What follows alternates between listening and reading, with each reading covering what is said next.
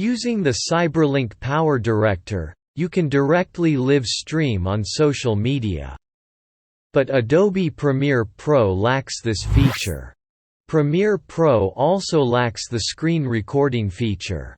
On the other hand, PowerDirector Video Editor has built-in advanced screen recorder tool.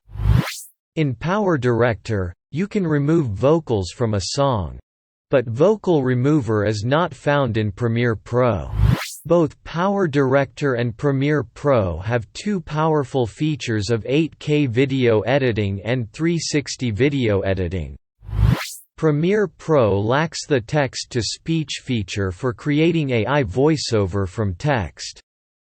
This great feature is available in PowerDirector. Check full review, ratings, features as well as pros and cons of the top 5 video editing software at dozro.com website. See link in description. There you also find special discount coupons. Thanks for liking and sharing this video.